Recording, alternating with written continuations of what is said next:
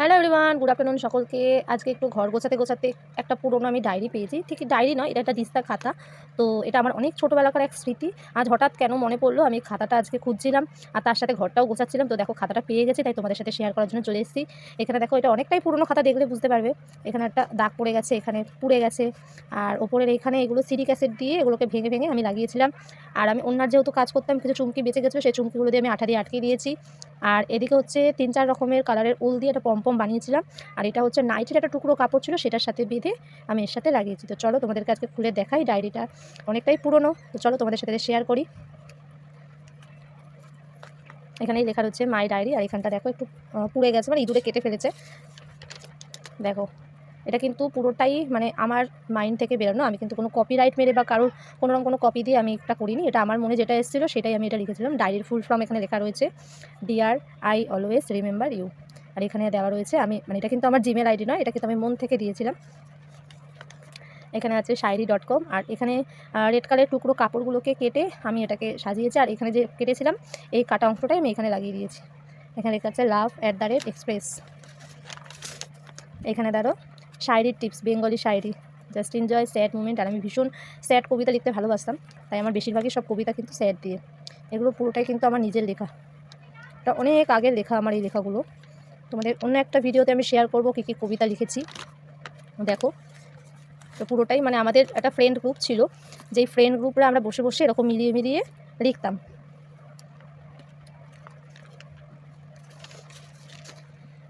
এখানেও একটা বড় কবিতা রয়েছে। আর আমি সবসময় লেখার সময় একটু স্টাইল করে লিখতাম, তাই আমার বেশিরভাগটাই লেখা একটু স্টাইল তোমরা দেখতে পাবে। আর এইটা হচ্ছে আমার অনেক পুরনো এক আঁকা। আমি আগে ড্রয়িংও খুব করতাম, তবে আমি কিন্তু কোনো ড্রয়িং ক্লাস করিনি বা ড্রয়িং শিখিনি। এটা পুরোটাই আমি নিজ হচ্ছে ছোটোবেলা থেকে যেটুকুনি শিখেছি, মানে ছোটোবেলা থেকে আমি যেটা আমার মাইন্ডে আসতো আমি সেটাই খাতার মধ্যে আঁকতাম আর দেখতাম, ঠিক আমার আঁকাটা কমপ্লিট হয়ে যেত। তবে হ্যাঁ, এটা আমি একটু ইন্সপায়ার হয়েছি, আমি ফেসবুকের একজনের ফটো দেখে আমি ইন্সপায়ার হয়েছিলাম, তাই এটা আমি করেছি। এখানে দেখো ডেটও দেওয়া আছে, 2020, 23/5/2020। আর এখানে একটা গানের লাইনও দিয়েছিলাম এর সাথে মিলিয়ে, আঁখ হ্যাঁ ভরি ভরি और तुम मुस्कुराने की बात करते हो। যদি তোমরা গানের লিরিক্সটা জানো, পরের লিরিক্সটা আমায় কমেন্ট করে কিন্তু জানিও। এটাও সেম ডেটে, 23/5/2020। আমি যেদিন আঁকি সেই দিনের ডেটটা আমি এখানে দিই, আর এখানে আমার সিগনেচার দেওয়া রয়েছে।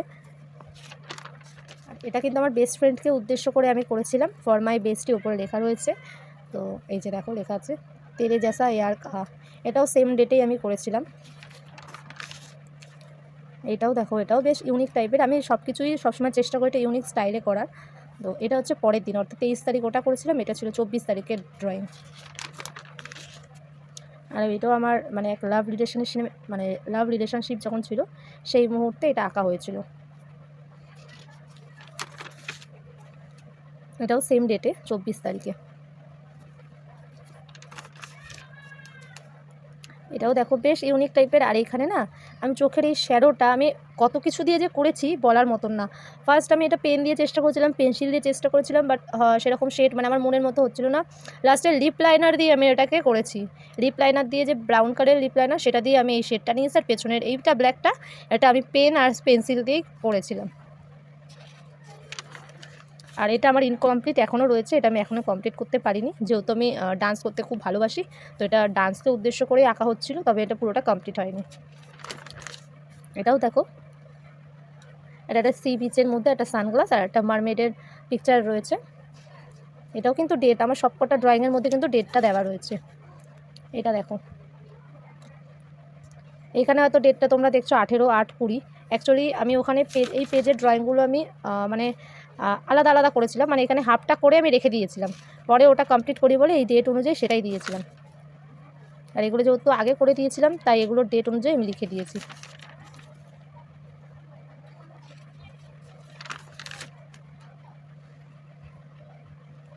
এটা একটা মেয়ের ছবি।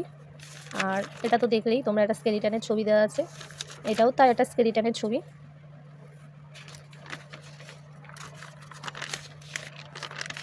এটা একটা গিটার বেসের ছবি।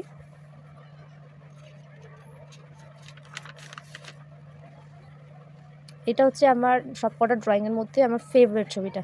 এটা হচ্ছে আমার সবথেকে ফেভারিট। আর আমি প্রত্যেক বার্থডেতে একটা করে স্পেশাল ড্রয়িং করতাম, সেই ড্রয়িংগুলোও তোমাদের সাথে আমি শেয়ার করবো। এই দেখো লেখাই আছে বার্থডে স্পেশাল 2022-এ। এই আমার বার্থডে স্পেশালে আমি এই ড্রয়িংটা করেছিলাম। তবে হ্যাঁ, এটা কিন্তু অবভিয়াসলি আমি ইন্টারনেট দেখে করেছি, এটা কিন্তু আমার মন থেকে হয়নি। এটা একটা ইন্টারনেটে আমি দেখেছিলাম, গুগলে ওই সাইট থেকে আমার এই পিকচারটা এত সুন্দর লেগেছিল, আমি সেখান থেকে স্ক্রিনশট নিয়ে আমি ফোনে রেখে দিয়েছিলাম, সেটাই আমি পরে খাতায় এঁকেছি।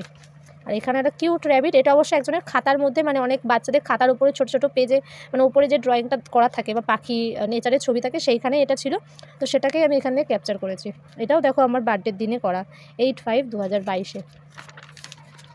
এটাও তাই বার্থডে স্পেশাল। আর এটা হচ্ছে আমি আমার পিকচারটাই আঁকার চেষ্টা করেছিলাম, বাট আমার পিকচারটা আমার ঠিক হয়নি, তো এই জন্য আমি এটাকে পুরো আনকমপ্লিট করে রেখেছি, ইনকমপ্লিট করে রেখেছি। তো এটা আমি এখন এটাকে এটা এখন আপাতত এটা এখন আমি আর কিছু করছি না। আর এই একটা ড্রয়িং দেখো, এটা হচ্ছে এখানে স্মাইলি ফেস আছে, আর স্মাইলি ফেস মানে মুখোশটা সরিয়ে দিলে এখানে হচ্ছে স্যাড। এখানে এই জিনিসটা একটু মানে এটা খুব ডিপলি একটা থিঙ্কিং এটা ক্রিয়েট হয়। তবে এটা ডেটটা আমার মনে ছিল না, আমি ডেটটা লিখতেও পারিনি। ব্যাস আপাতত এইখানে। তবে হ্যাঁ, আর একটা আমার ড্রয়িংয়ের ছোট্ট একটা ডায়েরি আছে, সেটা নয় তোমাদের সাথে আমি অন্য একদিন শেয়ার করব। আর এই ড্রয়িংয়ের মধ্যে কোন ড্রয়িংটা সবথেকে বেশি ভালো লেগেছে সেটা কিন্তু আমি কমেন্ট করে জানিও। টাটা সবাইকে। ভিডিও ভালো লাগলে একটা লাইক, কমেন্ট, শেয়ার করে দিও।